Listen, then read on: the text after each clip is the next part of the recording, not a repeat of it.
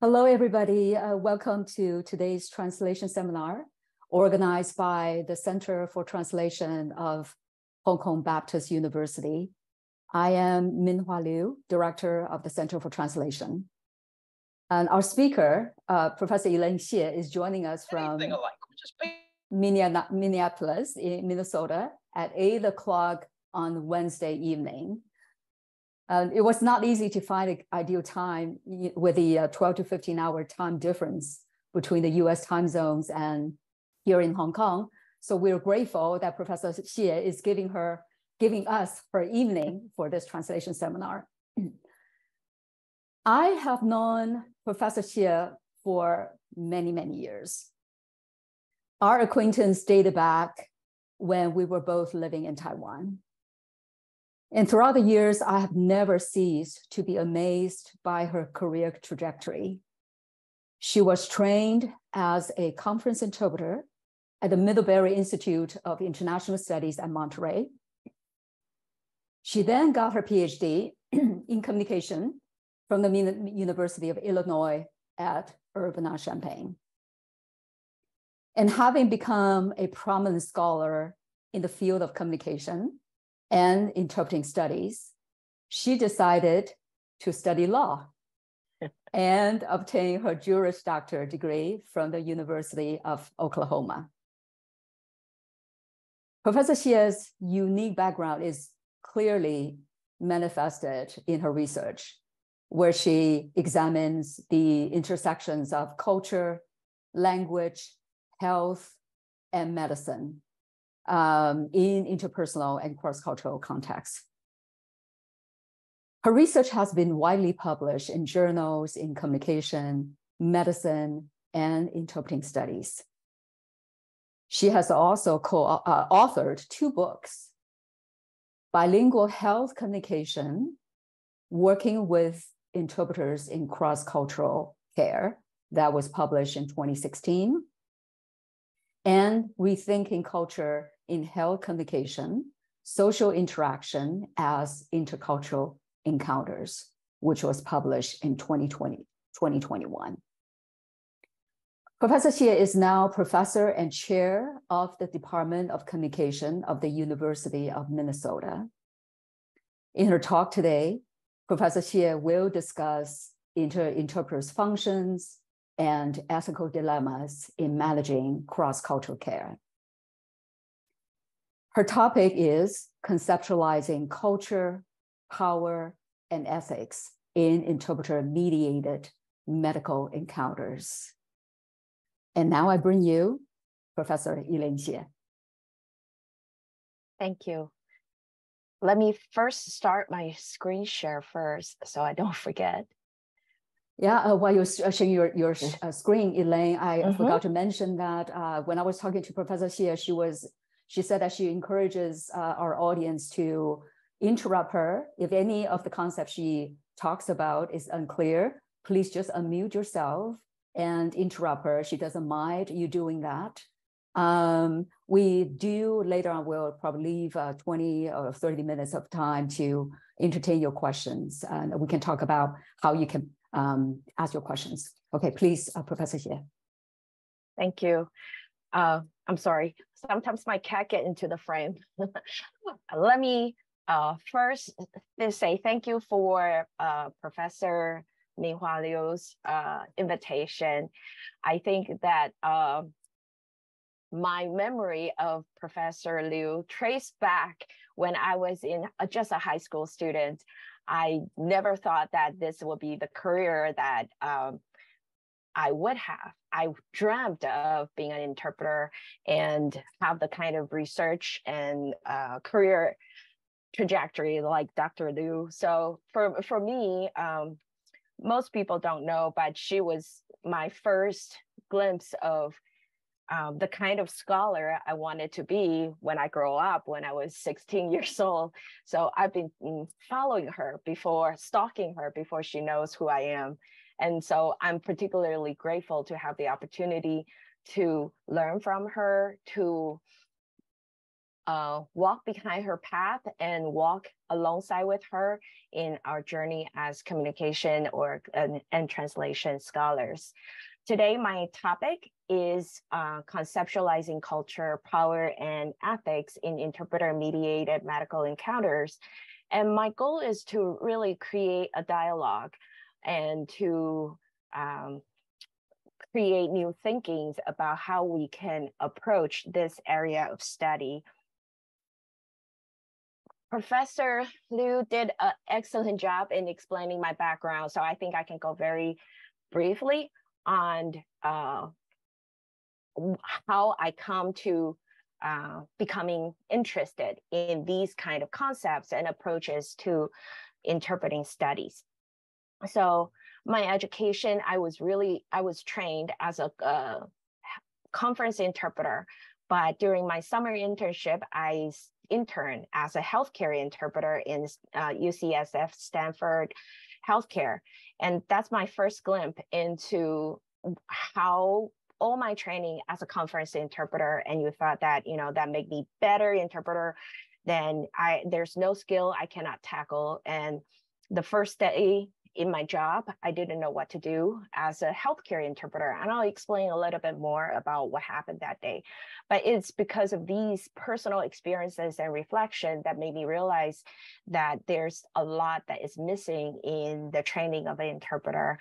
And I do want to tackle that. And that led to my research. My research started focusing on interpreters, and later, because my recognition that interpreting is not just the burden of a good interpreting is not just on interpreters, but also on other communicative participants. So my overall goal become more focused, and analysis also become more expanded to include providers and patients' perspective. And that builds into my model of bilingual health communication model. And in the last few years, as I expand and think about the issues of the social structural issues, policy issues related to cross-cultural care and culture in general, I sort of shifted my focus into culture and health in the larger sense. But for today, my talk will focus, because I know this is an event hosted by Center for Translation. So my talk will primarily centered on sort of information and arguments I think will be of interest for researchers in interpreting studies and translation studies. There's a QR code. With the QR code, you can go directly to my personal website's publication page. So, and all my publication is readily accessible there. So if you're interested in any particular articles or research that I do, feel free to just download it from my personal website. And if you cannot get the article, feel free to email me to get the articles. So let me get to, so for the longest time, and still occasionally today, we still hear, theoretical models that talk about interpreters as conduit. I think at this point in time, the idea that interpreters are just conduit is sort of fading in the background. Very few scholars believe that that's the case. Scholars talk about sort of the triangle between sort of interpreter-mediated interaction. But what happened? But the reality is, even though in the theoretical development of translation and interpreting studies, there is less emphasis on interpreter as conduit, it still is a language ideology that dominates our everyday practice, as well as how our users, participants imagine who we are and what we do. But when we look at the last 20 years, 25, 30 years of research on interpreting research, we see that the scholars clearly identifying interpreters are more than conduit, right? That they have control over the process and content of information exchanged. That's true. But then when you look at it from a communication perspective, if I can control the content and process of communication, then what I can really control is also other people's identities and their competence in the communicative process. If I have a speaker who is not very communicatively competent, but I can phrase it in a way that make him communicate effectively, then the person will be more effective as a communicator through the interpreter's management of how to communicate the information more effectively and appropriately, right? And from that sense, if we put it in a healthcare context, if an interpreter can assist a doctor to communicate more effectively, to get the information that you wanted. So for example, in one of my research, interpreter said, the doctor doesn't know how to ask the right questions. And so they never get the questions they want. And I say, what do you mean? Can you give me an example? And interpreter said, well, for example, doctors ask married Muslim women, does she have sexual partners outside of her marriage?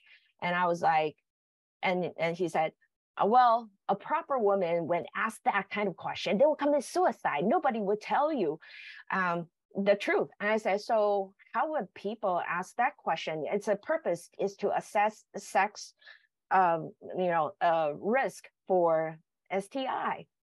And he said, well, you can ask married women if their husband fool around outside, and if they are the ones that's fool around outside of marriage, not their husband, they will still say yes, because they know the purpose of asking that question. But you ask a question that you know for sure will not get the correct answer or accurate answer is not effective. Clearly, this exchange, right? If a doctor said, ask a patient, do you have an affair outside of the marriage? And the interpreter interpreted as, does your husband fool around outside of the marriage? Is completely different information. But if we think about it from the purpose of what's the goal of the doctor's goal to assess healthcare risk, and then what's the outcome? Are you going to get the right information so that you can provide the accurate treatment? Maybe that's acceptable. But from an interpreter's perspective, and also from a doctor's perspective, legal perspective, there's a lot of concerns, right? There's ethics, there's control over information. And so there is, this become an issue that is clearly not as straightforward as we initially imagined. I saw somebody raise their hand. Would you like to ask a question? Yes, could I ask whether the doctor and the patient are of the same culture? No, right? Because there would be. Is there any cultural difference involved in this aspect? Yes, because in cross-cultural healthcare, whenever you need an interpreter, there's always a hidden cultural differences, right? In terms of maybe racial differences, cultural, national practices differences. But cultural differences, sometimes I would argue that it's more than that, because the educational level differences, the wealth disparity differences could create cultural differences.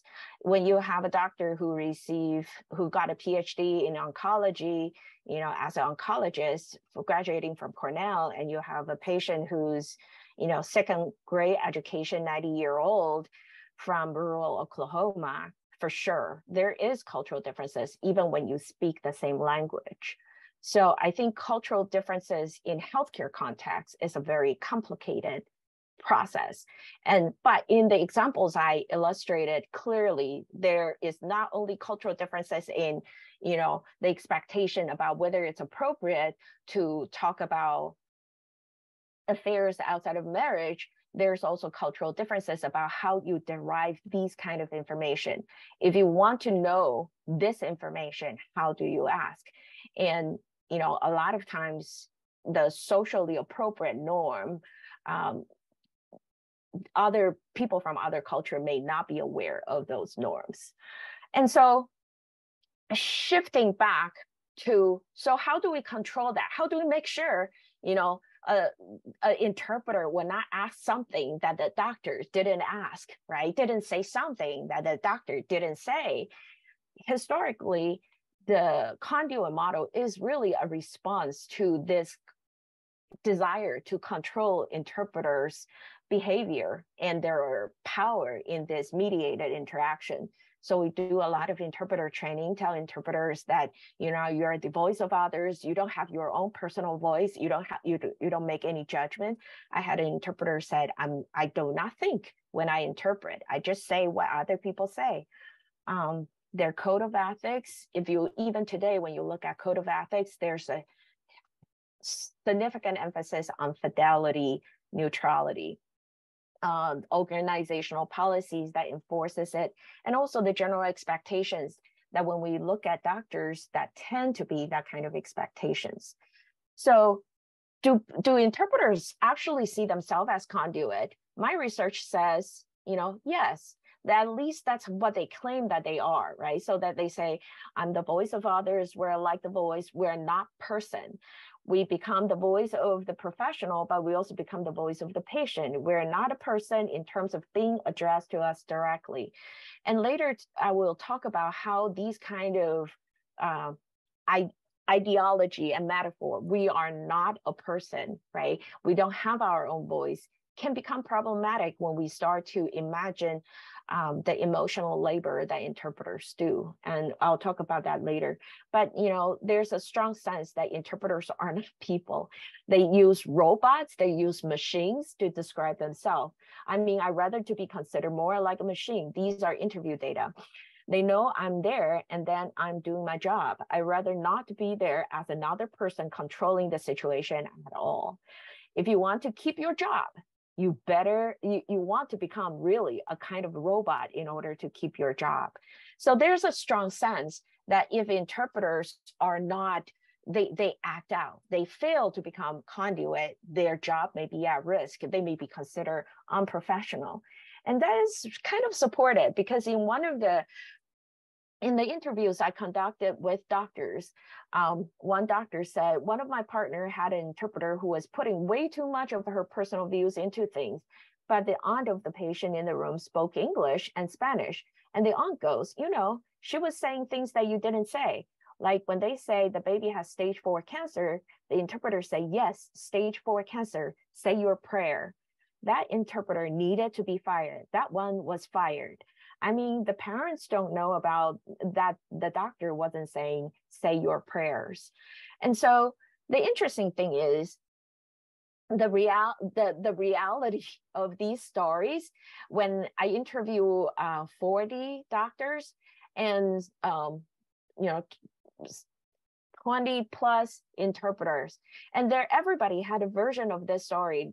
No one actually were the first person party. Nobody was actually involved, but everybody had a version of the story that happened to somebody they know, that the interpreter got fired, the interpreter got reprimanded. And the key here is that it's not that, you know, I'm not trying to figure out, did the interpreter got fired? The reality is that this becomes the institutional moral story, that if you fail to do this, you will be fired. And it becomes sort of the background that is guiding everybody's expectation and behavior about what is the proper norm in healthcare setting. But going back to earlier question, you know, is there cultural differences? Here, when we think that a conduit model works and it's good, it's only good if the presumption of conduit model holds. And what's the presumption? We presume that they are all competent communicators, that they can speak for themselves. They know how to ask questions to get the information that they want. the existing of relationship and patterns of communication is desirable. In other words, two sides have sufficient agency to negotiate and disagree on what they want. But we know that's not the case in healthcare settings. Doctor sets the agenda, and oftentimes, the power imbalance in provider-patient interaction exists, even when, it's the same culture, same language, right? And there's minimal differences between participants' cultural knowledge and social practices. And that clearly is not the case when we have cross-cultural care involving an interpreter needing to assist patients to negotiate to talk to one another. So what's the solution then? How can we make sure interpreters are acting properly, or that we can achieve the type of interpreting activity that is appropriate, ethical, and effective, right? And the solution I propose is that we need to examine the collaborations and ethical boundaries in interpreter-mediated medical encounters. But in reality, in a healthcare setting, the interaction between provider, patient, interpreters is kind of like an overlapping circle. And we imagine that the area that we always study is number 4, right? This is when providers rely on interpreters to communicate with patients or vice versa. The interesting thing is, if you consider 1, 2, 3 areas, we actually hold very different feelings about it. In typical medical interpreter training, we ask providers and interpreters to have a pre-consultation sessions to talk about their communicative goal, to talk about what they need to do. But we generally prohibit or discourage interpreters. So that's number 1 area, right? We want providers and interpreters to work with one another to identify their communicative goals. But a lot of the studies talk about how interpreters and patients are not supposed to have any relationship. So we discourage communication in number 3 area. In fact, a lot of the interpreter will say, I bring a book when, or I don't look at the patient when the doctor is not there. I'm just a rock. I read my book so my patient wouldn't try to chat up with me. And then, interpreters oftentimes are frustrated or confused when providers and patients try to communicate with each other very ineffectively, right? With broken English, bad accent, and the interpreter was like, do they actually know one another? When a provider trying to use medical Spanish, to talk to the patient and, with their broken medical Spanish, wouldn't it be better if an interpreter stepped in and talked, or would that be rude? So interpreters are considering a lot of the things. And what I wanted to point out is, when we think about this, we think that, interpreter-mediated interaction as one singular activity. But when you break it down, you start to recognize that it's more than triangle. It's a circular overlapping and types of communication, and it could happen in different patterns. And we actually hold very different feelings and expectations when it comes to 1, 2, 3 areas. Then you start to see the complexity in how we imagine the boundaries and responsibilities and appropriateness, effectiveness in interpreter-mediated medical interaction. So a major shift in the research as we shift from a typical, text-focused interpreting studies that focus on text to a communicative approach to imagine interpreting activities, is that we start to recognize interpreters' roles and functions. And the roles and functions is not just this instrumental roles and functions, but really their role as a participant, an active agent, a human in difficult provider-patient interaction. We also recognize that interpreting is not just about transmission of information in a very neutral way. We conceptualize that this is a communicative activity with specific goals in mind, that, whether it's to get patient's history, to make sure patient gets better, heals better, make sure patient would take these medication. These are specific goals that need to be accomplished in order to say that this is an effective medical encounter. Then so interpreters become active agents that become human, right? Rather than being an instrument. In my book, I propose individual level constructs of that is based on the bilingual health communication model. And so I want to emphasize, so these are the 4 constructs. I want to emphasize that every participant have these 4 constructs. So these are not constructs only held by doctors or patients, but not interpreters. Interpreters, doctors, patients, even family members will have, patients' family members who are there in the healthcare setting will have these constructs influencing their behavior. And so they will have their communicative goals, right? The doctor's goal may be different from the patient's goal, the family member's goal, but also interpreter may have specific goal, like I want to be a good interpreter, I want to stay neutral, I don't want to interject, or that I want to make sure that the patient gets the best quality care, I want to make sure that the patient heals fast. These are communicative goals. Individual agencies can be influenced by systematic structure. So historically, we can say that, you know, the doctor has more agency than nurse, than a patient, right? But we can also say that, you know, a patient who is a CEO, who has PhD, who's a teacher has more agency than a patient who has low education, low socioeconomic status. System norm, depending on the system, depending on, you know, different hospitals or different cultural structure. Some hospitals treat their interpreters as part of the healthcare team. So these in a different setting, you know, if it's a telephone interpreter, right, the system norm is harder to treat the telephone interpreter as, you know, part of the healthcare team.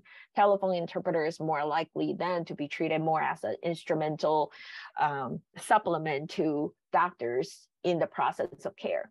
But then there's quality and equality of care.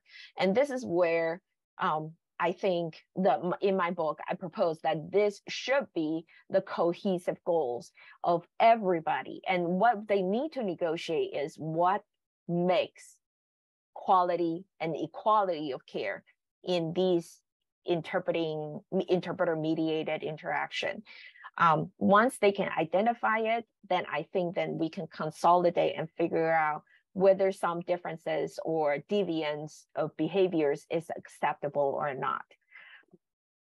In this process, though, it is a competition of control, right? Who gets to control the communicative goal? Who gets to define quality and equality of care? What is interesting here is typically interpreter will be saying, well, I think the doctors get to decide all of this. But if we think about patient-centered care, shouldn't patient have some say about this, right? And then if you look at some of the research where they talk about interpreters serve as institutional gatekeepers, then maybe there are points in time where interpreters, if you are truly looking out for the quality of care and equality of care for the patient, there may be points in times where interpreter have to step up and tell a doctor, this is abusive, this is discriminatory, and I would not interpret that. And I will report you to your supervisor for talking to your patient this way, even though oftentimes minority patients don't even think about them being discriminated or do not want to file complaints. So it's a very interesting dynamics if we start to imagine that interpreters have power in negotiating and controlling these issues along with others. And I cited, here I included this article because I thought it was very interesting.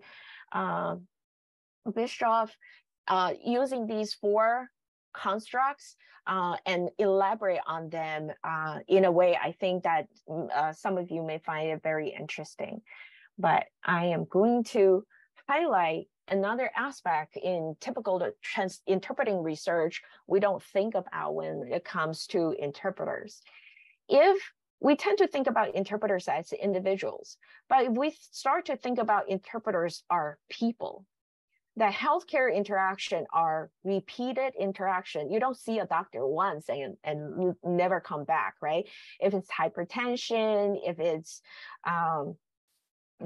diabetes, if it's HIV, it's cancer, you tend to see the same doctor multiple times over time. And hopefully, or, should we use the same interpreters or not?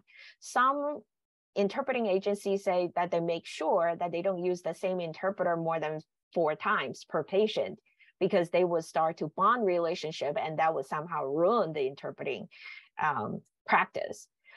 Another way to think about it, you would never want to change your doctor after 4 interactions and say, hey, the doctor is starting to like me too much and care about me too much, so I want to have a different doctor so they can stay neutral.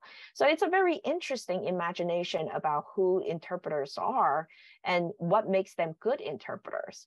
That being said, a lot of the research recently start to think about how trust, power, and control can influence the quality and process of interpreter-mediated interaction. More importantly, is just think that trust, power, and control doesn't exist until you start to think interpreters are human. And these interactions will reemerge in later time. So if I can build trust in meeting 1, maybe I can have more control in meeting 2. And how does that influence the quality of interaction or the quality of healthcare? Is a very interesting issue that we could never imagine to study if we think that interpreters are no different than Google Translate or a cell phone. You pull it out, you use it, and you put it away, and they always stay the same. The concept of trust, control, and power tells you that there is relationship building, and the relationship building will influence how people interact, and hopefully for better interaction as people progress. And that leads to the temporal dimension in interpreting activities, right? We typically don't think about interpreting activities having a temporal dimension. You do this, you do it well, and it's done. But that's not the case for healthcare interpreters. So how does ongoing relationship between patients, interpreter, and the doctor shape the quality of care? And how can we use that to improve illness management? I think these are issues that open up when we start to think from a communicative approach to interpreting studies. So the proposition of this current model then is to argue that successful bilingual health communication is dependent on individuals' ability and agency to negotiate and adapt to competing and or emerging goals. Evaluation of appropriateness and effectiveness of interpreters' interpreting strategies require consideration for the corresponding short-term and long-term impact. And that means some interpreting strategies will be very effective, but long-term, there may be problem. Like one of the things I often hear is when I was a student in interpreting, people would say, it's really hard to interpret jokes, right? Knock-knock joke, it's impossible to interpret. So, sometimes you'll just say, the speaker just told a joke, please laugh. And everybody will laugh. And that short-term goal is achieved.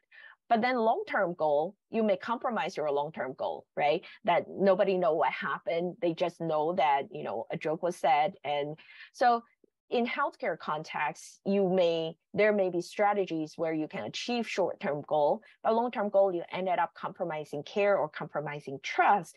And that would be an issue that for researchers and doctors to consider. The desired interpreting style is dependent on the context. So for typology, so now I want to sort of dive into say, okay, so now we start to see that interpreters not as one singular entity and the activity is not a one-shot event. So what does it mean when we start to talk about interpreter-mediated interaction? In healthcare setting,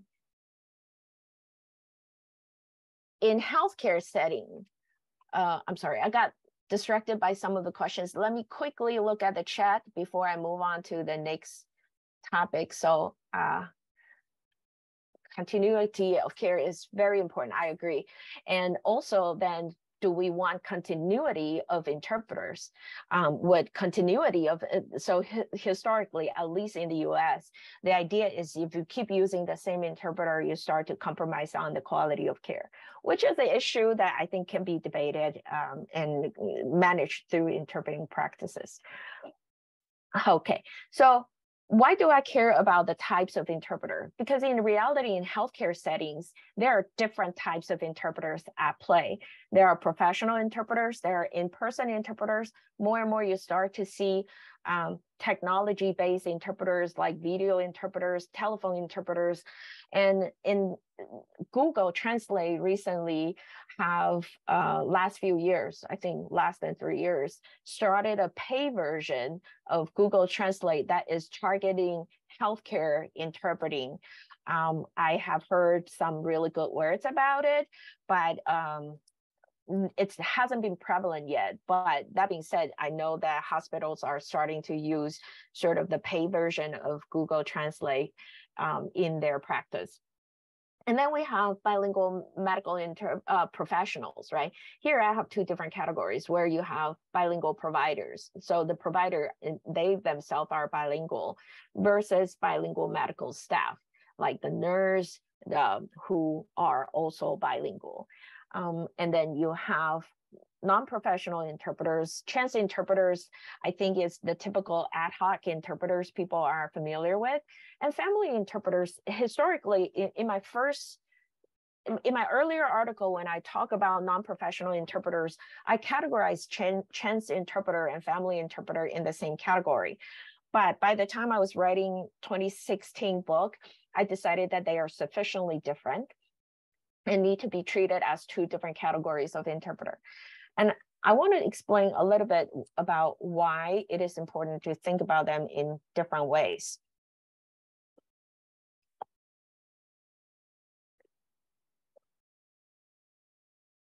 First, professional interpreting in healthcare setting is sort of the unicorn in reality. It doesn't happen often. Less than 20% of patients actually have professional interpreters. But we also know that interpreters are not interchangeable. In-person interpreters, what they can provide is different from telephone interpreters. And, like doctors often perceive different alliances. Historically, there are a lot of studies that talk about how interpreters, non-professional interpreters, make mistakes, or that they would say errors. But when you start to look at the errors, how they counted it, they tend to be a very text-based errors, like they did not follow the exact word. And this reminds me of an interaction. An interpreter said that she had a patient who has no education at all. And the doctor said, you have glaucoma. So the interpreter said, you have high pressure in your eyes. And the doctor became very angry at the interpreter because the doctor said, I know glaucoma in Spanish, and you did not say that. And therefore, you need to be fired. And the interpreter said, well, if you tell the patient that they have high glaucoma, you might just as well tell them that they have DNA, because they wouldn't know the differences between glaucoma and DNA anyways. And so here's an interesting bridge where, interpreter did know that they intentionally say something different from glaucoma, but their purpose is to make sure that the person understands. So when you start to look back to the types of interpreters, right, and the motivations that they may have in interpreting something different. So I have a Russian interpreter who says, if a doctor says, you have cancer, I would just say you have cancer. But the other day I interpreted for my mom, and the doctor said, your cancer is bad and da da da da. And she said, I just told my mom, the doctor said you need to take good care of yourself, stop worrying so much. And so you start to realize that depending on, even the same professional interpreter, right? When they act as family interpreters, they are interpreting with different goals in mind. And should we count that as interpreting error, or should we understand that as a different process? And how do we evaluate whether this is good? What's the impact, good or bad? So what other researchers have identified is that family interpreters often come in with a unique personal agenda, but their roles is also socially defined and culturally situated.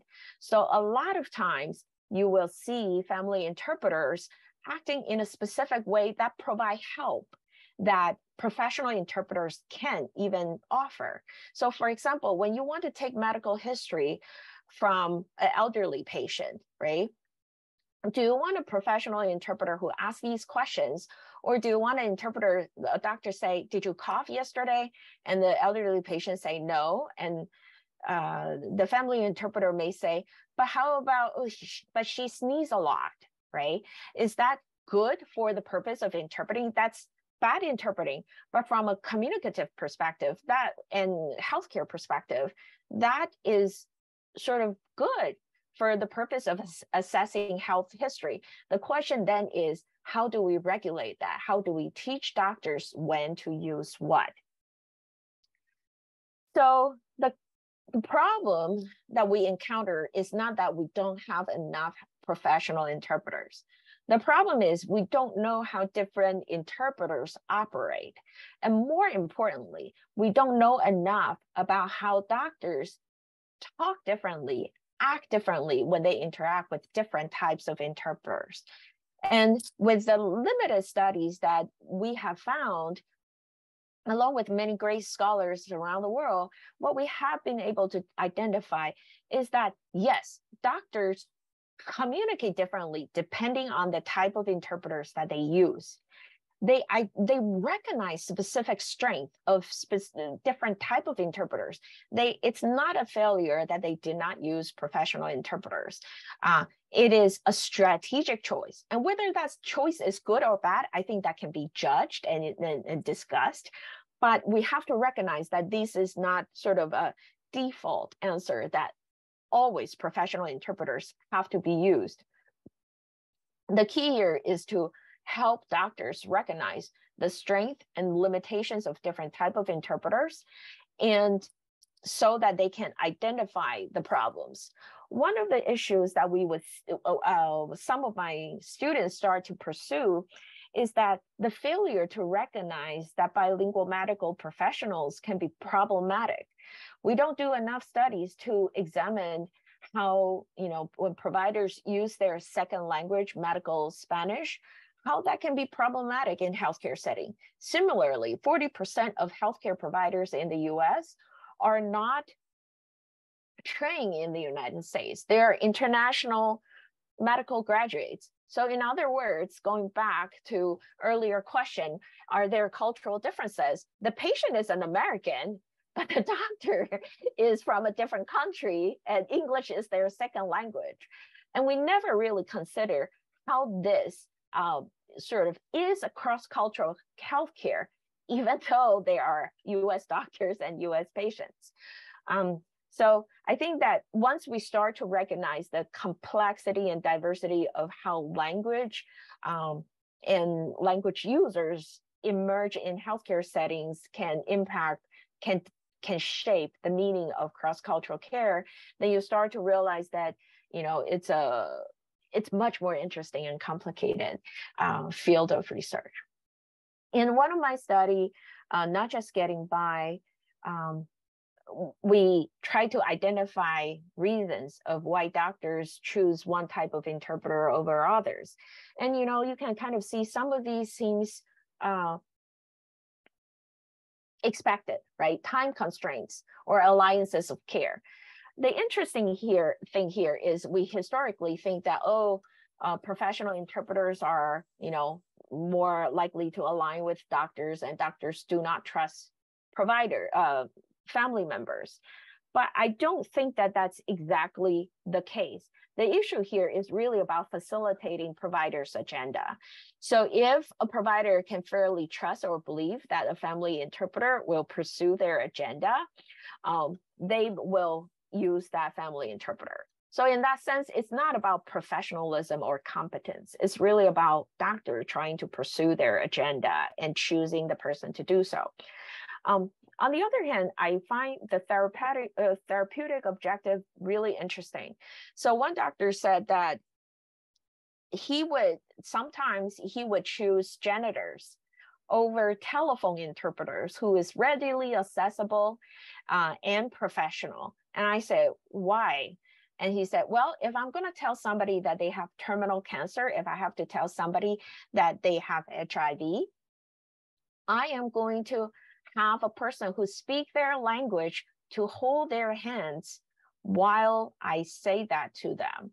And I said, well, wouldn't like having terminal cancer being something really serious, you want to make sure there's no miscommunication? And the doctor said, yeah. The moment you hear that, after you say you have terminal cancer, everything becomes wah, wah, wah. You don't remember a thing that was said, but you remember the hand that you are holding. And I want the interpreter to be that hand, help me hold that patient's hand as I tell him these.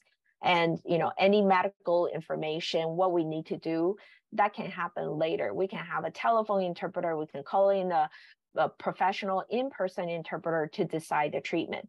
But at the moment, I need a hand to hold my patient. And regardless how wonderful and professional video interpreters are, they cannot provide that hand and that warmth to hold my patient. And so I think that that's a really interesting aspect that a doctor is evaluating about why I choose a type of interpreter. And it's not always about the quality of interpreting in the literal sense. It is about the quality of care or the communicative goal that they want to choose. And from that perspective, then I think organization has a very important role to play, right? We don't want the organization's rule and policy so loose that every doctor ended up holding a different standard about quality of care. And I think that these are conversation or at least educational training that organizations should start having, and to identify when can we use what. Is it appropriate to use a child to tell a mother that they have, she has terminal cancer? Probably not an 8-year-old, but how about a 16-year-old who has been interpreting for mom since she was 4 years old, right? I think that there's a lot of thinking and consideration that we can consider without treating this as sort of a very mechanical, of course, process.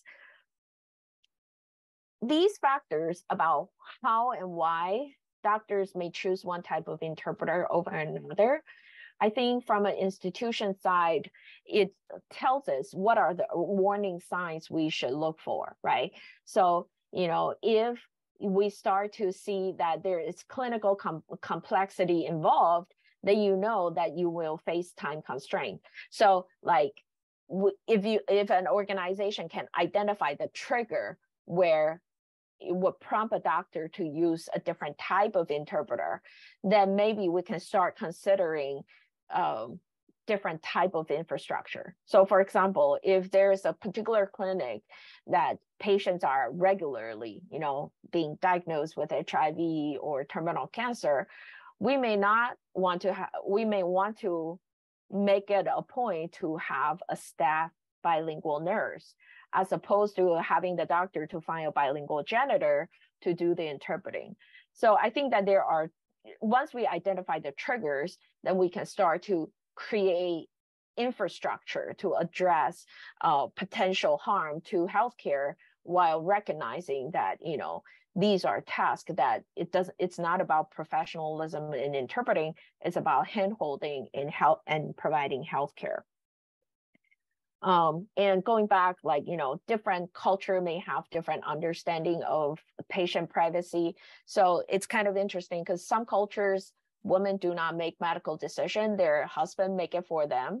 And once in a while, I'll encounter doctors who are very offended by that practice and would say, I try to get rid of the husband and try to pull the patient aside and force the woman to make choice for their own healthcare practice. And that's kind of that actually brings more trauma to the patient, right?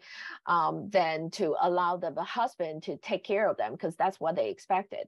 So here, in the context of cross-cultural healthcare, I think when we start to think about ethics, what is ethical, what is the right practice, what we encounter is sort of this Western bioethics, what is right, may conflict with what is normative in other cultures. I'm not sure if you watched the film Farewell, which is about an American Chinese family trying to manage grandmother being diagnosed with terminal cancer. And one of the quotes that the fathers say is, "It is our burden to bear that, to know that grandma is passing, but it's important that she doesn't know she is, because that's how we show our love." So from this perspective, communication is not just about medical diagnosis.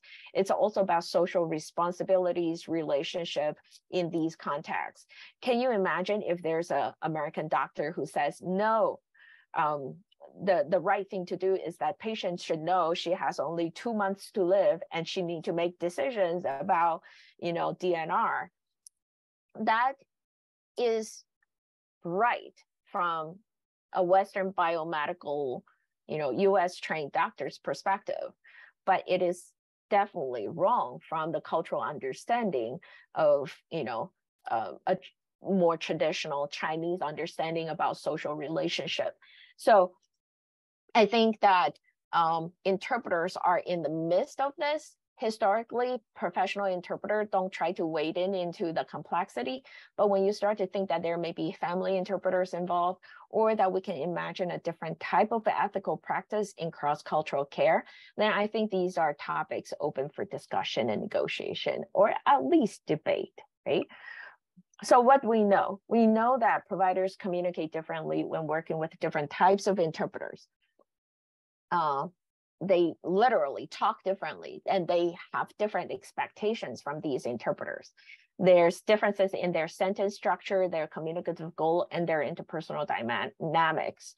So that tells you that providers make strategic choice in how they talk and interact with these interpreters. So what does that mean when it comes to power and ethics then? I think that instead of thinking that whenever providers don't use professional interpreters, that's them being unprofessional and unethical, another way to think about it is there may be room for it, but we need to create guidelines and ethical boundaries about how it is done. More recently, some scholars start to talk about how using child interpreter is a way to respect the patient's family dynamic and structure. And it's a way to empower minority communities who are often marginalized in, all aspects of a whole society. And it can be inappropriate because we impose a Western concept of what child means. Some cultures, 3-year-old, they're starting fire, making dinner, right? So how we imagine and consider what is appropriate interpreter in healthcare setting, there can be room for discussions. Providers' strategic choice for interpreters are purposeful decision-making rather than just a failure to use professional interpreters. And patients may have social obligations to their family interpreters that not using them may create harm or tension within the family.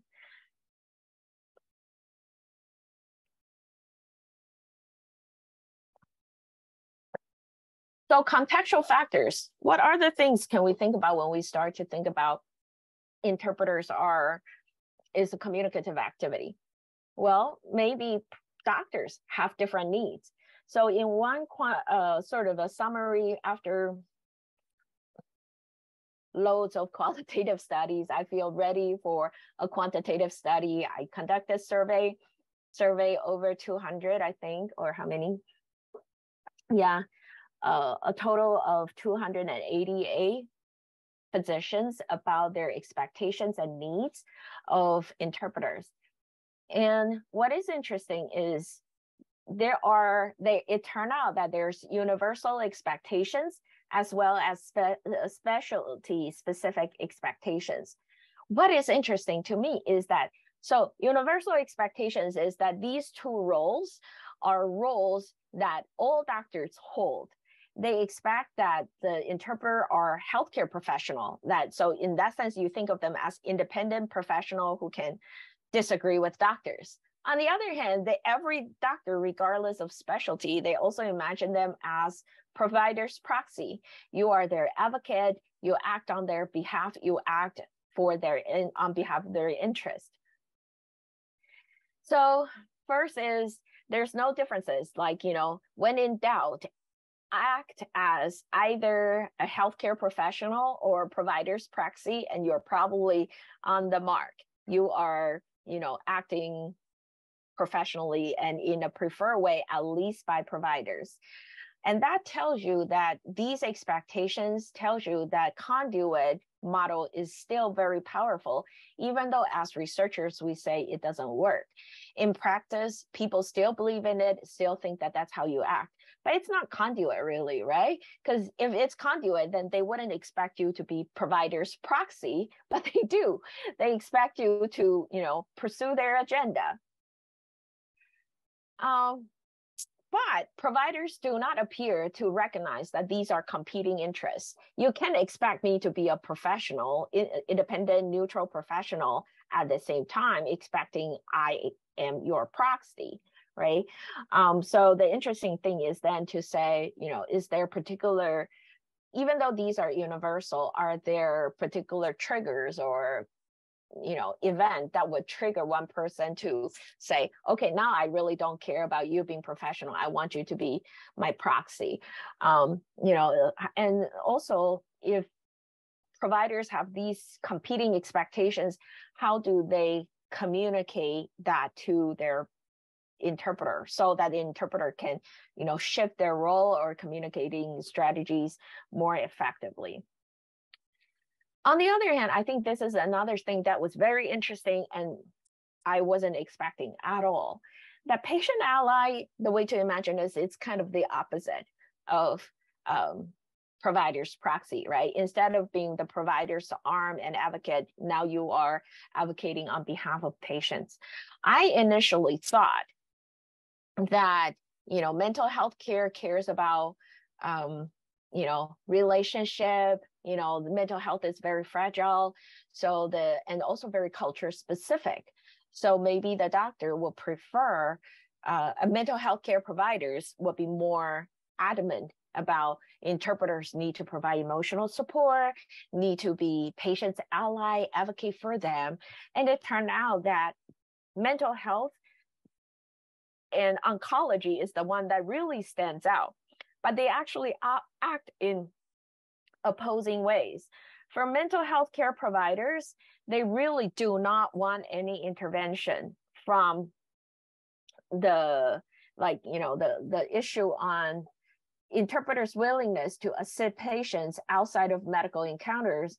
Oncology is fine, they don't care. Great, good for you.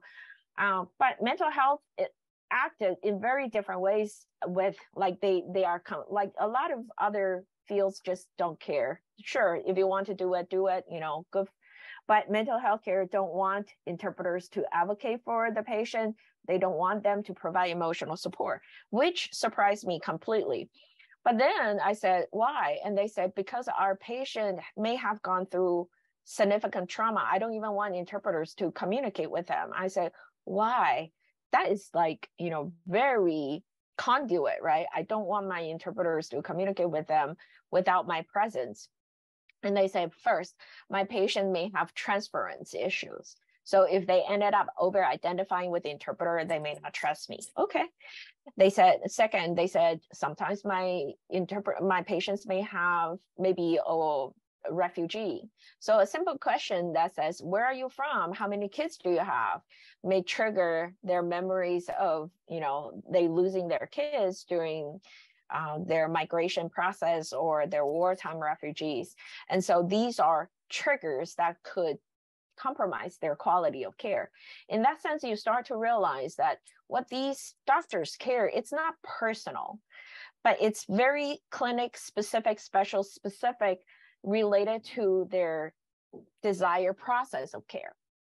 So, and that tells you that, you know, when we think about interpreting, we tend to think about, oh, the quality of interpreting. But in healthcare settings, the doctors, it's not about the words that are interpreted. It's about, you know, the quality of care that they're pursuing. And so the type of contextual factors that has been identified in my work include types of interpreters, clinical specialties, experience with interpreters, communicative competence, and emotional labor. And the bottom line is that, you know, these three dimensions very clearly set providers' expectation, and providers' therapeutic, objective, and communicative needs of influence how they prioritize these three expectations. Interpreters often may feel motivated to be the friend of a refugee. And it seems that, you know, oncology doctors seem to appreciate it, but at least right now across different studies, and more and more mental health care providers pick up my work and agree with it. It does seem that mental health care interpreting is a very unique area of healthcare interpreting that this patient ally role is highly scrutinized and disliked. So if I were to say, when should you never play patient ally, I would say mental health care interpreting. But it's not to say other areas, you know, this is okay. But I also think that some areas prefer it or appreciate it. But clearly the pattern in current research shows that mental health care interpreting is an area where patient ally is not a desirable role at all. And so there is, you know, when we start to think about, okay, interpreters, they have people, we have relationship, then you can start to think about how can we build trust, right? And trust, power, control has been identified as an important contextual dynamics is shaping provider-patient interaction in interpreter-mediated interaction. Here you start to see the way to build trust is through interpreter competence. You know, if you're not competent, there's simply no trust at all. And that is so out of these four ways to build trust with healthcare providers, interpreter competence is the foundational role. That being said, then, ability to develop shared goals is highly appreciated.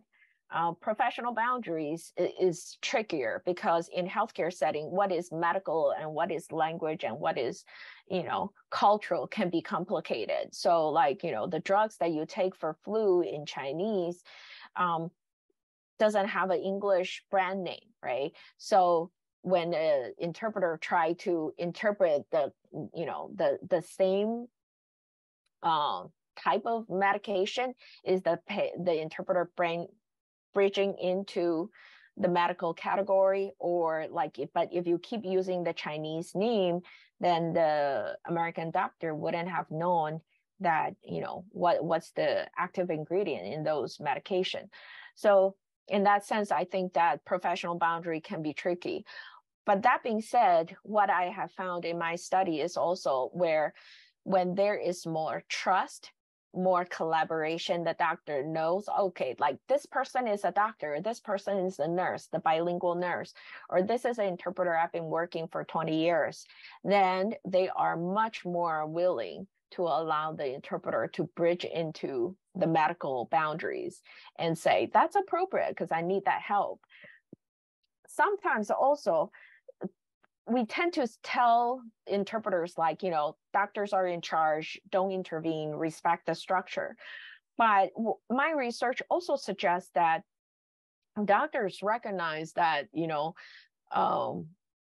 the interpreter may have a level of ethical boundary that cuts across different culture, right? So doctors don't mind interpreters telling them like, okay, this is not the cultural way to do it. This is how you should do it in my culture.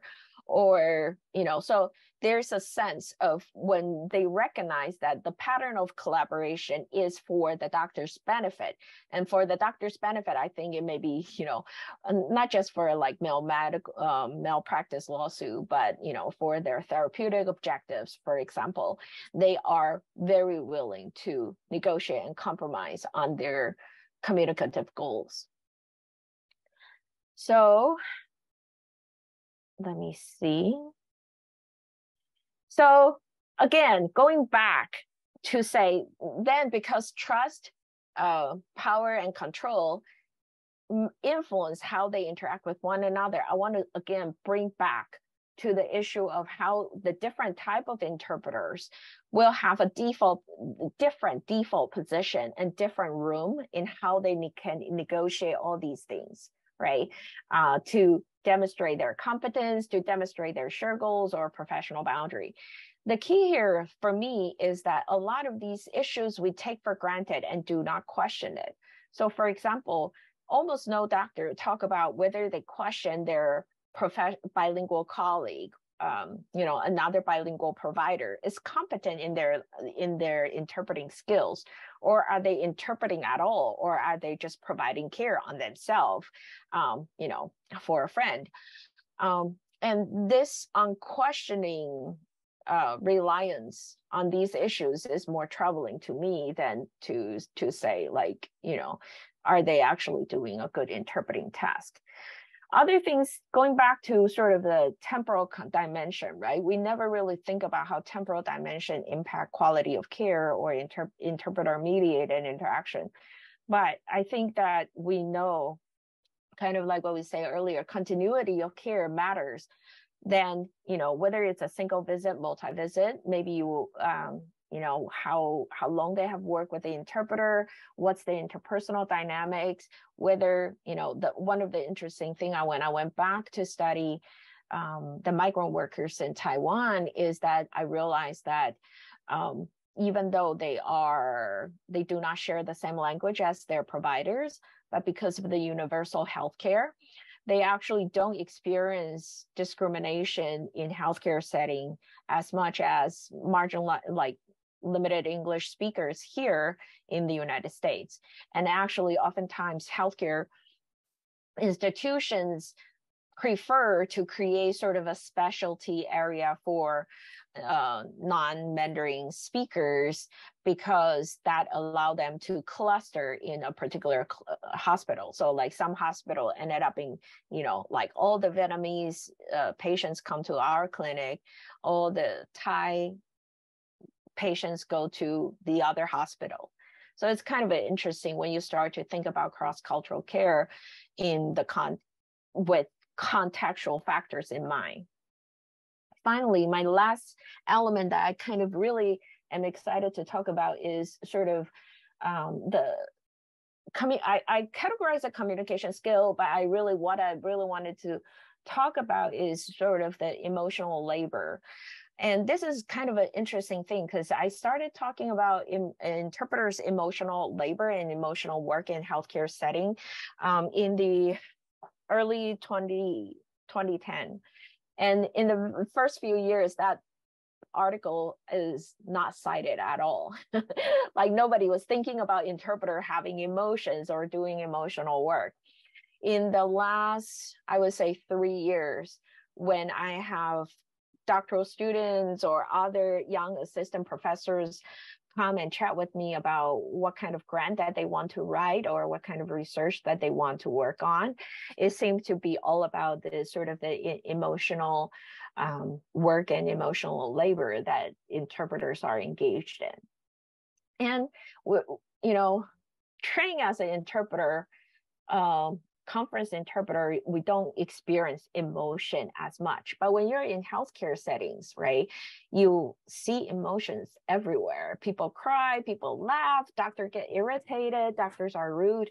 One of my first appointment, I was taking a patient, an elderly patient who spine was so bent that he's practically looking backward as he walked forward. So he was like, walking to his appointment, and a medical resident who was like super excited to see the patient jumped up and say, "Wow, this is the worst case I've ever seen." And I was, Monterey trained interpreter, and I was like, I don't know how to say that. I don't know how should I jump up and be equally excited and say, this is the worst case I've ever seen. And, how would that do to the patient and the quality of care? Should I not say it? Wouldn't that be wrong for the patient to know, like, you have a horrible, inconsiderate doctor? But what if the doctor didn't say it, thinking that the patient would know? But I'm an interpreter. I should be their ears and mouth. So why they should know? So I ended up asking the doctor, like, how would you like me to interpret? And because you look very excited. And the doctor said, oh, please just tell him I'm very happy to see him, which, temporarily solved my ethical dilemma. But, how do we interpret emotion? Do I describe it? The doctor is very excited to see you. Do I act out like I'm a, amateur actor to try to practice his emotion? But also emotional tone and content are often different. One time I was interpreting for AT&T, and the patient was, a person on the phone was very nervous, and he's a Cantonese who speaks Mandarin Chinese. That's why I was interpreting. And so even though he's speaking Mandarin Chinese, he speaks very fast and loud. And to me, that was an indication, a nonverbal in Cantonese that shows anxiety. But in English, speaking really fast and loud is an indication of anger, not anxiety. So the bank clerk that I was interpreting for got very irritated and keep asking, is he yelling at us? Is he cussing at us? And I say no. And the bank clerk ended up saying, like, oh, you just protect one another. I was like, no. And that's the interesting thing. We tend to think that nonverbal is universal. Therefore, if they see their happy face, they know I don't need to interpret it. But, nonverbal is not universal, and people do derive meanings from it. So how do interpreters manage it in healthcare setting? Emotional labor is defined as the process of managing feelings and expression to fulfill emotional requirement of a job. And interpreters actually do a lot of that in healthcare settings, right? Interpreters' experience and performance of emotions involve both their felt emotion. You have your own emotion, and you might need to hide it or portray a different type of emotion. And how you do it depends on how you understand what your role is, right? And, a review of nurses' emotional labor talk about how empathy is, there are different ways to conceptualize empathy.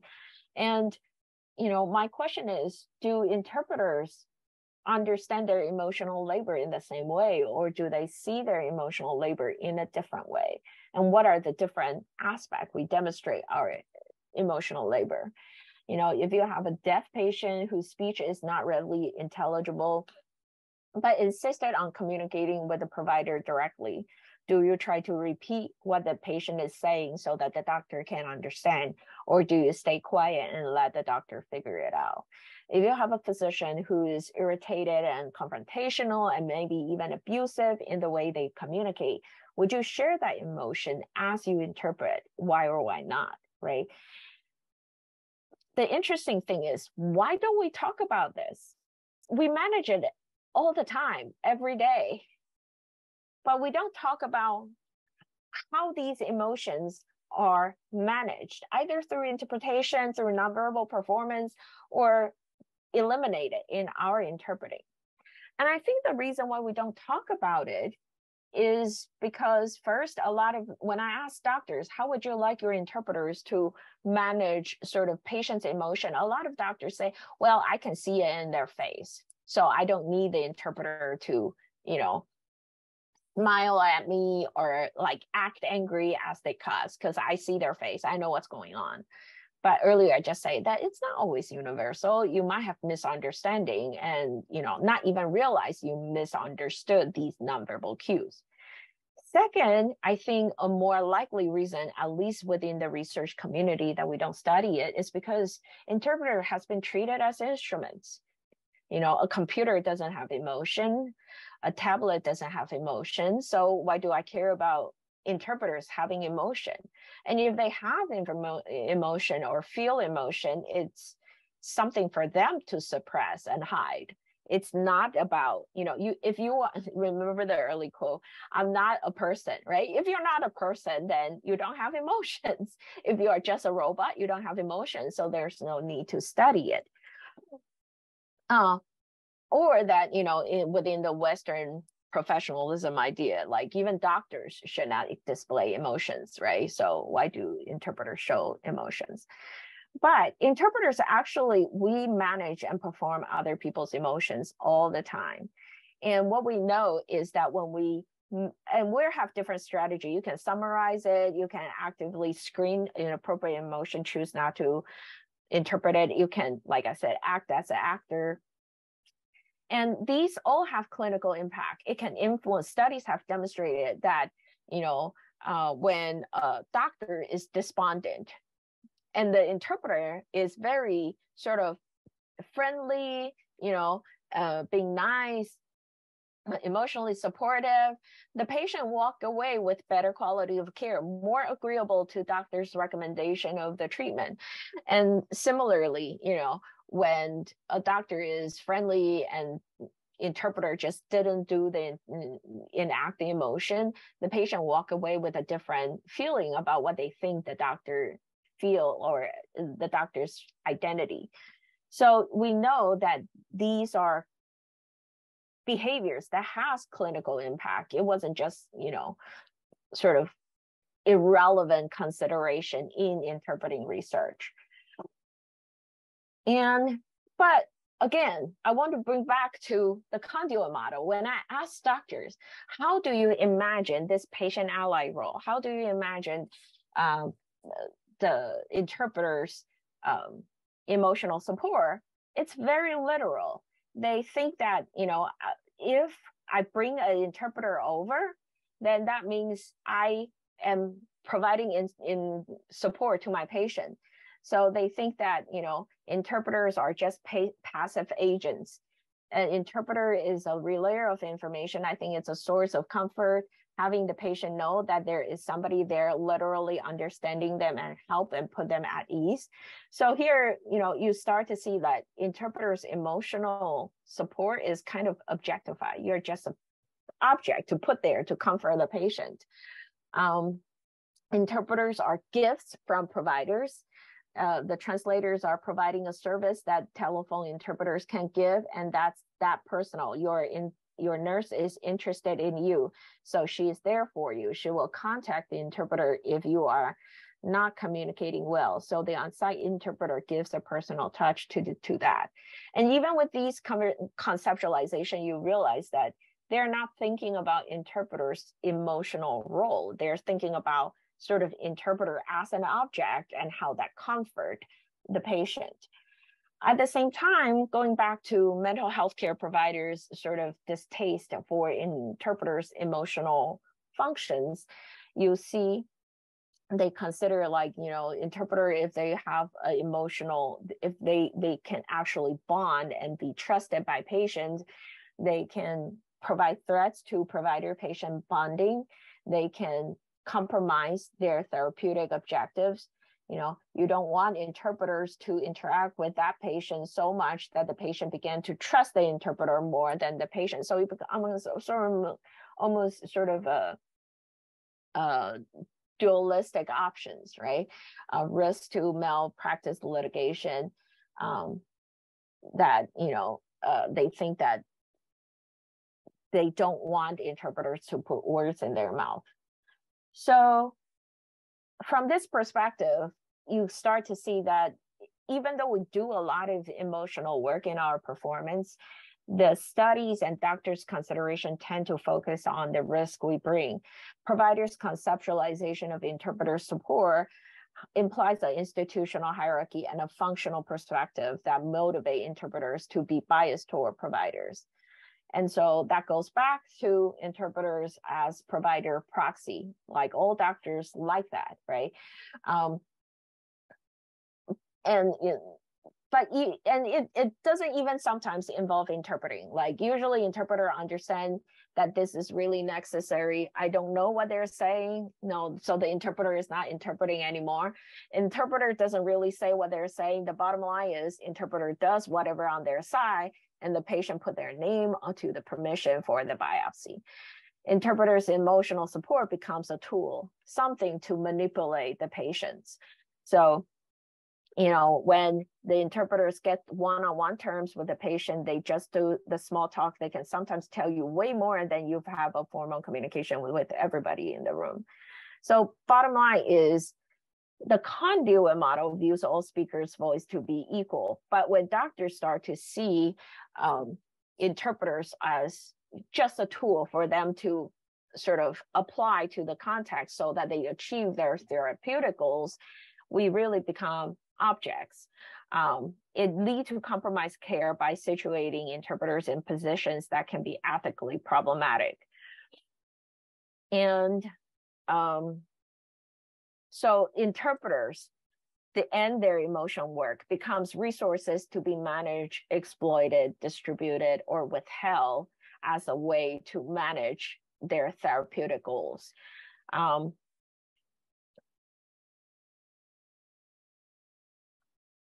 we see interpreter responding to these kind of provider expectations. That is why throughout, you know, studies, even in the late 90s, you see interpreters consistently being found to their interpreting bias is biased toward providers as opposed to the patients. Interpreters don't interpret back channel cues. Interpreter actively marginalize their own presence in empathetic interactions. They don't empathize with the patient. They don't express empathy. You know, they really try to be the robot and fly on the wall. But if we will look at doctor's practice, right? Here's a scenario where the doctor is being really manipulative. The doctor is talking to an elderly patient, trying to tell to persuade the patient not to accept this aggressive treatment. So what the doctor did was the doctor said, well, we're kind of deciding how to the patient. We're kind of deciding how you feel about having a big surgery, because this surgery is serious business.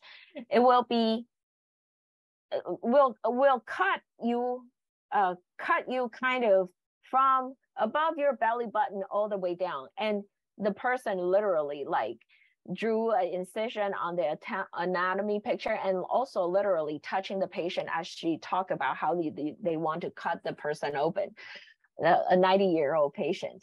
We will try to take out your uterus, and every time she says that, uterus, your ovaries, your omentum, all of this, I can draw all of this for you, starting to draw on a laminated anatomy chart with red crayons. So uterus, tubes, and ovaries. And that's the first part here. We need to take some lymph nodes out of your pelvis. That's here, and also up here.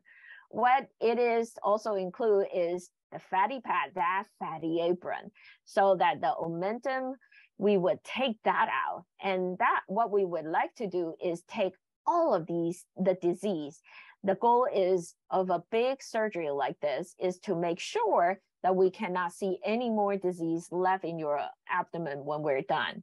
And the reason why I highlighted it is you see the rhetorical strategy that the doctor is doing, that it's not just about, okay, we're going to take out your ovary, uterus, and, you know, this is a big surgery.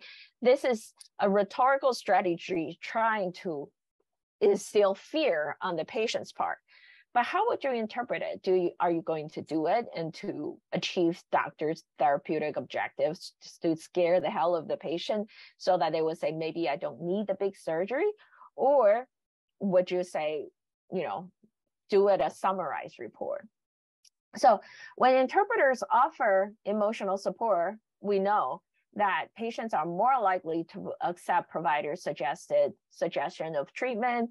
A neutral, slightly cheerful interpreter can act as buffer to doctors' negative emotions. Interpreter argue that they provide emotional support to bridge cultural differences and to ensure quality of care. So earlier I talked about this, and I just wanted to highlight, because I want to at least leave 30 minutes for Q&A. For interpreters' consideration, though, I think a normative approach to interpreters' emotional work is to say, what are we trying to achieve and how can we achieve it? What is expected in these situations?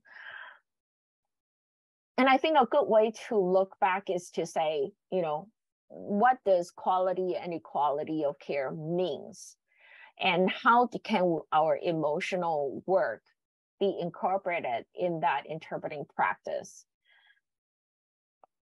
The guidepost is to recognize that healthcare interpreting is a goal-oriented activity. It's not just about, and personally, I would argue that it's not about achieving doctors' therapeutic goals. It's also about ensuring that the quality and equality of care is achieved. And maybe a doctor who is sort of like using fear tactic does not meet the expectation of quality and equality of care. And this is where I think that a lot of times interpreters may be fearful about sort of pushing back to doctors' therapeutic agenda. But from my research, I feel that doctors generally are okay with this kind of pushback. Finally, some of the most interesting research I'm seeing right now emerging in the field is about interpreters' management of their emotions and their impact of their emotional work. And so emotional contagion essentially argues that we catch other people's emotion. And when we do these things, they tend to happen when literally you feel what other people are feeling. And two essential conditions is that it's a strongly felt emotion and you are a skilled encoder decoder. And we can kind of feel like, if you're a refugee interpreter who interpret in first person, and then you're helping your fellow refugees in a new host society, it's easy to experience emotional contagion.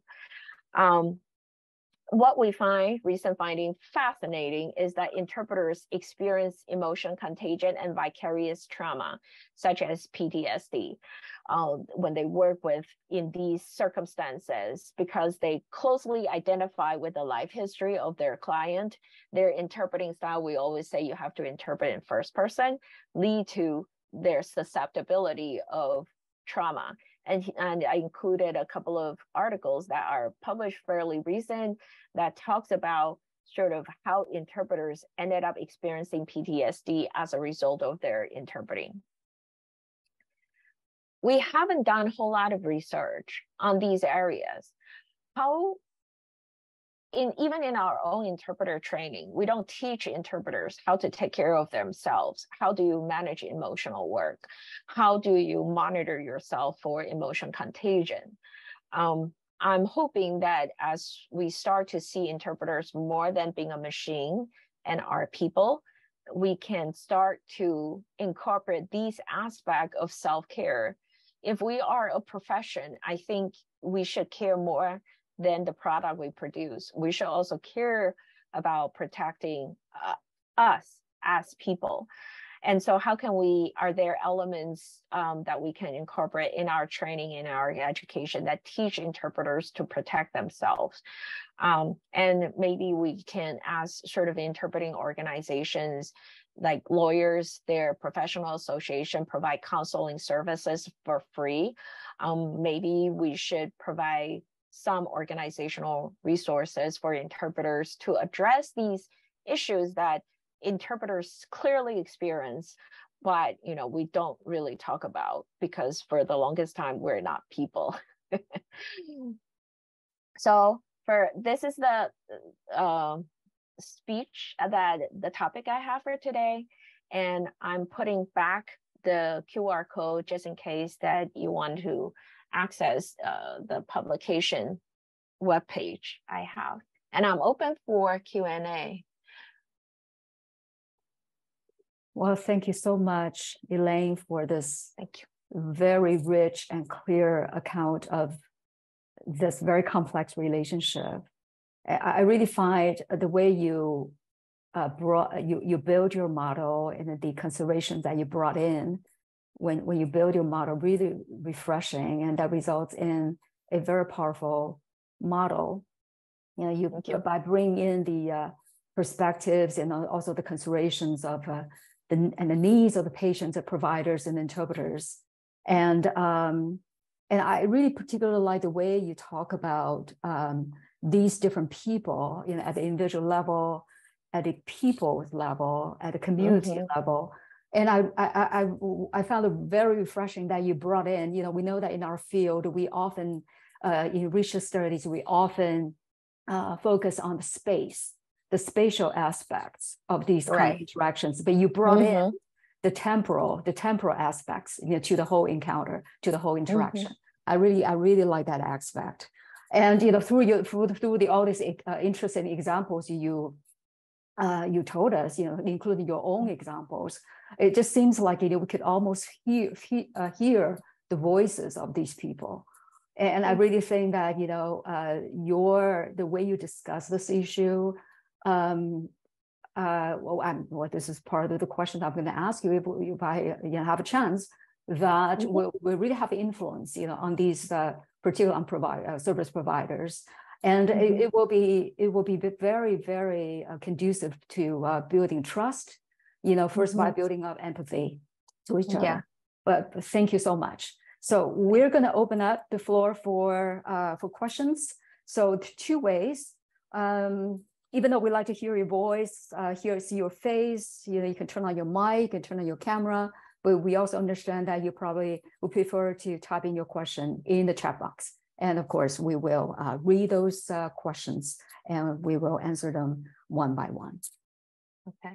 Let me address last question. What do you think about patients who don't want interpreters, although they do not understand all from the provider? And here, I think, like historically, like interpreters always get very irritated by that, right? And sometimes doctors get very awkward, like, can you help me out? I have no idea what this patient is talking about.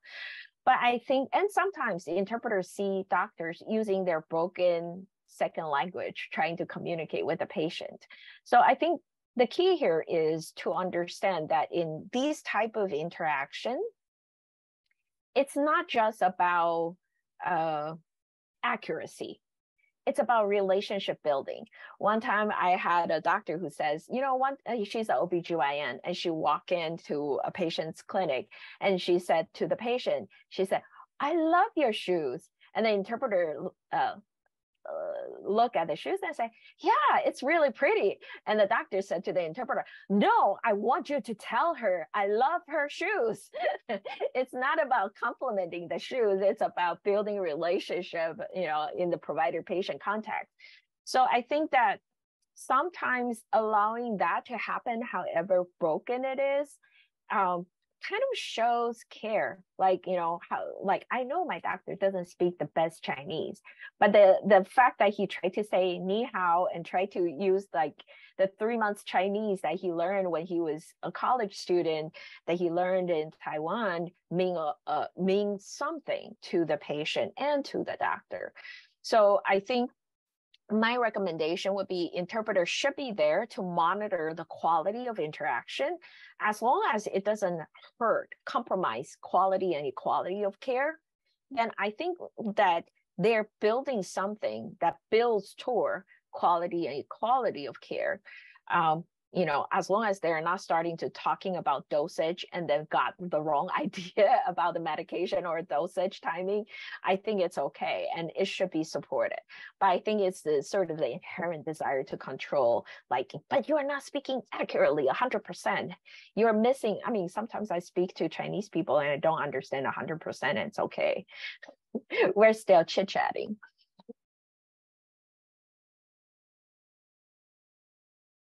Okay, so how now is Laura's question. How do I envision these new insights being integrated in professional certification bodies as CCHI and BCMI, and the dominant ideology is where the dominant, I don't know. I know that there are a lot of scholars that are incorporating this model. I've been, more recently, I have been doing a lot of workshop and training, continuing education training, not with the interpreters, but with doctors. So I think a big part of it is about sort of shifting doctors' expectation and perspective on interpreters too. When we can shift doctors' expectations and know, like when doctors provide more room for interpreters to navigate, then I think that the certification body would feel more comfortable for a different model. I don't work with these certification bodies directly, so I do not know how my work will impact their thinking or even their testing. But my current work, I work with doctors directly in their training and ethical training. So I'm helping doctors in hospitals to develop policies to recognize the triggers. Like, you may have an urge to use family interpreter. It's okay until this happened. And when these happened, then you should always stop and call professional interpreter. So I think that, for these professional body, I think their default answer is you should always use a professional interpreter. But me being a communication scholar, I see it more in a fluid way. I think that a proper and ethical use of different type of interpreter may strategically serve the doctor's purpose better. So for example, I think that medical history taking is a place where I think that family interpreter can be really good. But we have to use them with the knowledge that they also have their own agenda, and how do we manage their agenda and not to confound that with that patient's preference or agenda, I think would be the key in provider training. Wow, the comment is getting really fast and long. I can't follow. So I'm asking you to help me by speaking out loud, asking me questions, maybe.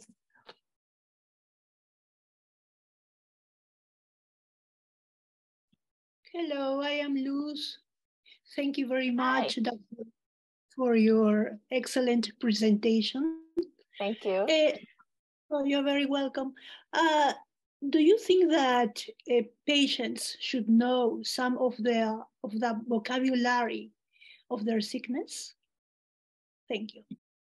Oh, that's a good point. I think it doesn't hurt, right? Knowing what illness you have doesn't hurt. Learning how doctors call these illnesses doesn't hurt. When I talk about what interpreters can do and how interpreters can improve a patient's quality of care, there are some interesting studies. They found that, in some cases, interpreters can create quality of care that is better than monolingual patients, which is fascinating. But when I talk about what interpreters can do, how interpreters can help patients to have higher health literacy, like, for example, I have an interpreter who says, when the doctor say, do you have any questions to ask? And the patient say, no, she would say, would you like me to ask about side effect? Would you like me to ask how long does it take to get the result? And the patient would say yes. And so it's kind of interesting, right? That the patient was not the asker. The interpreter provided prompt, and all that patient say is yes. Or like when the doctors say, you can only have 1 cup of rice, and the interpreter was like, is it 1 cooked cup of rice or uncooked cup of rice? The patient didn't ask, but so you see that interpreters, when their focus is not on the literal interpreting, right, but on quality of care. How can I take care of patient? How patient doesn't have the skill to ask the right question or the question that they may care later. I'm asking it ahead of time.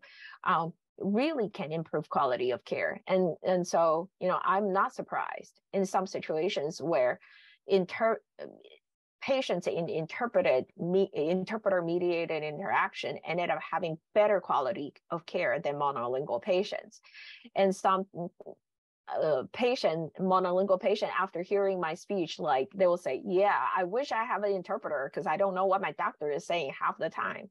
I have to admit, sometimes when I go to the doctor, the doctor tell me my illness, my diagnosis, I'm like, can you write it down? Because I can't memorize it. So yeah, it would be great. But interpreters can also assist in that process in ways that I think has the possibility to improve, not just to interpret, but improve the patient's health literacy and ability to ask questions and negotiate care. Thank you, Elaine. Well, of course, you skip a couple of congratulatory messages. Yeah. Can read that later. Here, I think the next one is about in mental health settings.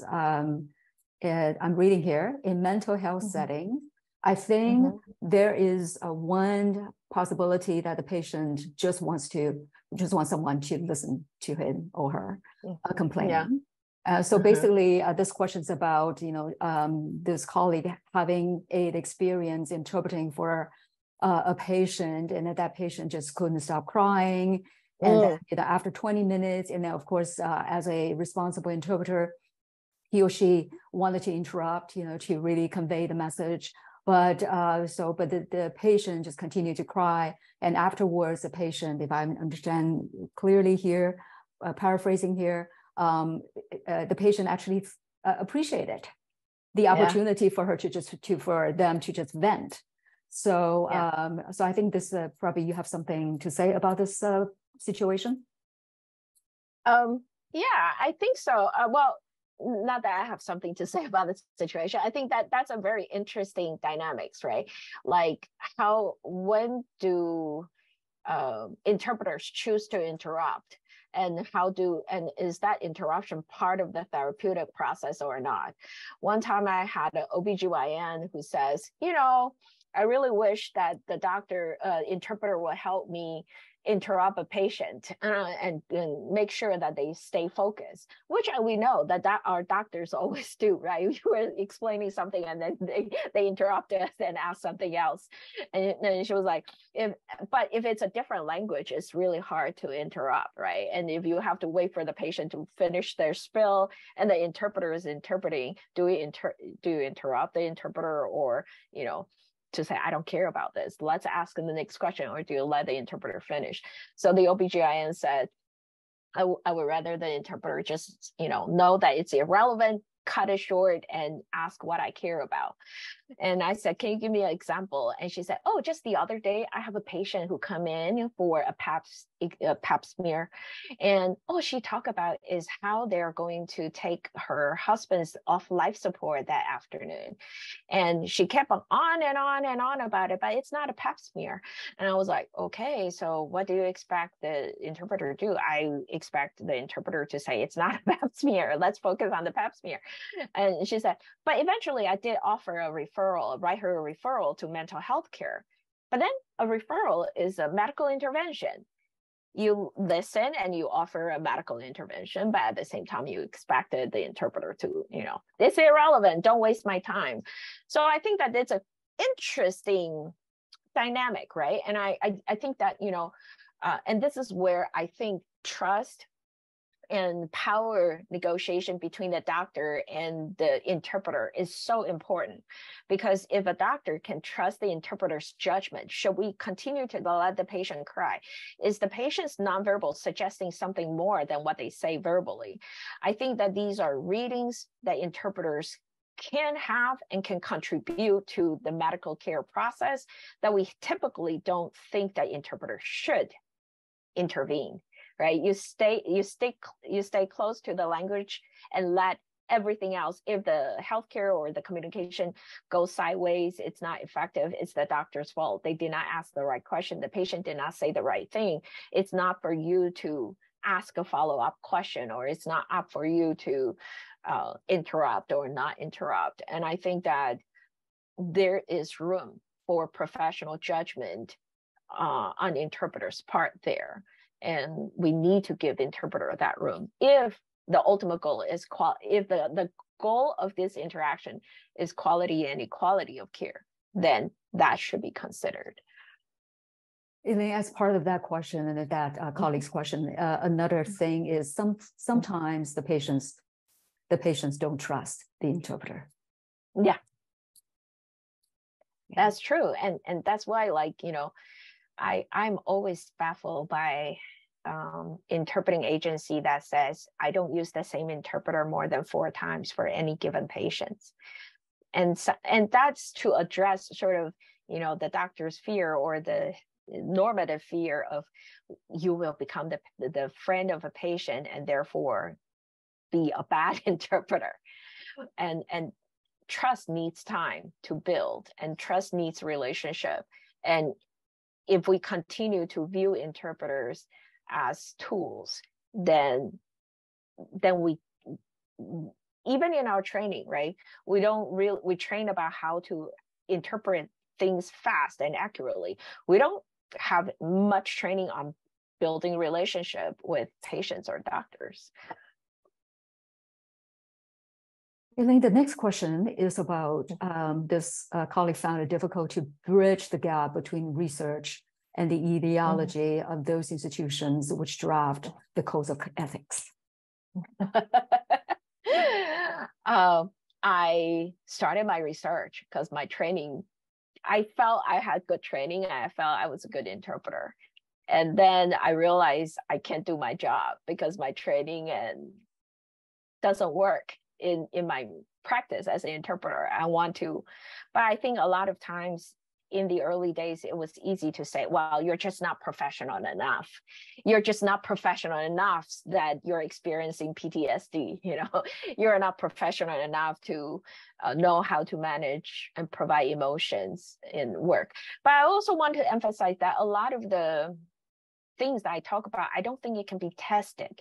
How do you test trust and relationship? You know, I think that's a softer skill than linguistic ability. So maybe instead of saying that these are bad certifications, I think that we can recognize that these are good certifications for certain aspect of skill. But what makes a good interpreter, at least in healthcare settings? And I also want to say that a lot of the things that I say, I think that a mirroring study in different contexts. For example, I think court interpreting then will have a different goal, right? If we're thinking like in healthcare interpreting, the ultimate goal is, you know, quality and equality of care. What should be the ultimate goal that guides all negotiation and practices in court interpreting? Is it still conduit? Because court interpreting tend to follow a conduit model, but, you know, there are some really interesting studies talking about how just interpreter changing the register of a defendant's comment, even though the content stayed the same, by changing the register, it actually changes the verdict. So I think that there's a lot of room to conceptualize and consider, you know, the possibilities of interpreting as a communicative activity in different contexts. And some of the things I think becomes the soft skill that cannot be standardized and tested, but still nevertheless distinguish one from good interpreter to, you know, a proficient interpreter.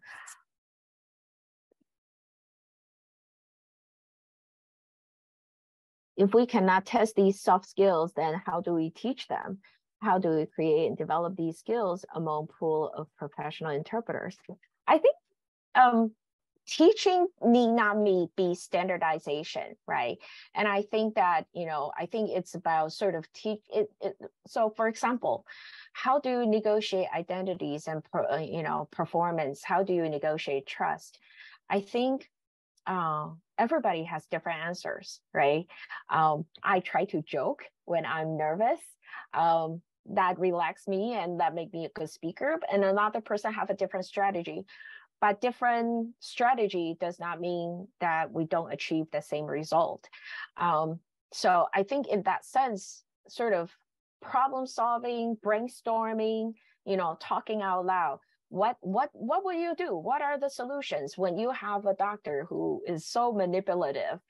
But actually, when I was looking at the doctor and the doctor was saying that, I was really amazed by sort of the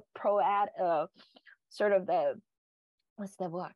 Like the rhythm. It's almost like rhythmic and storytelling, very persuasive, compelling if you are just a monolingual speaker.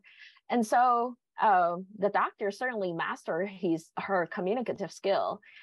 It is in that translational process I start to wonder, what would an interpreter do, and what is the right thing to do? And I think that, so how do we teach it? I don't think that it's about standardization. I think it's about identifying creativity and problem-solving skills, so that, if you know 10 different ways to solve a problem, then you might have better chance to pick the right solution than when you have only 2 ways of solving the problem. And if your way of solving the problem is conduit, and that's the only way, then there's limited problems that you can solve. I'm not saying conduit doesn't solve problems, a lot of times it does, but more like, sometimes I'm amazed by looking at how other people handle these interpreting dilemma. I learned something from them. I was like, didn't know you could do that. And I'm always leery about me acting out, like mimicking other speakers' emotion. It's just like really not me. Hard enough for me to express my emotion. How like trying to be an actor is horrible. So I think even in that, how do you express and manage emotion, different interpreter will have their different comfort zone. Elaine, there was an early comment. It's not really a question. It's, so this colleague was talking about in Australia, some interpreting agencies as well as hospitals have systems for helping interpreters debrief. So maybe I can just probably insert my a question. Apparently your work has caught the attention of service providers and probably have affected their way of practicing. So I was wondering, and you also talk about you're doing workshops. I also understand that in some institutions, but not many, they are trying to have a formal course, for example, for future doctors. I just don't know whether this kind of practice, is considered effective, to really build in the formal curriculum, the training of the service providers of how to teach them how to use interpreters. I think that there are increasingly more and more sort of built into medical school training. And there's also sort of the continuing education credits that does that. A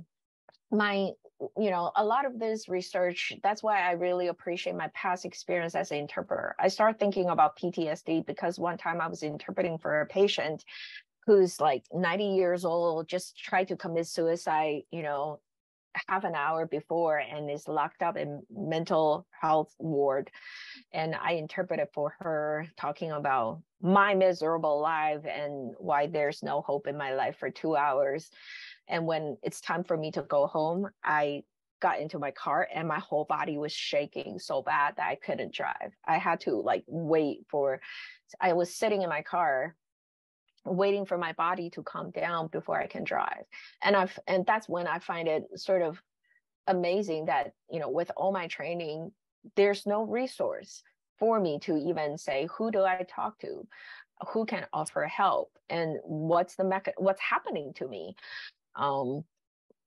That these are emotions I manage as an interpreter. So I think that the discussion and the more recent research on sort of the resources we need to support interpreters to do their job well is happening. And some hospitals are now sort of allowing interpreter to use sort of the same counseling service as their nurses. So, but oftentimes interpreters are still marginalized in the healthcare setting, and so they don't get enough resources.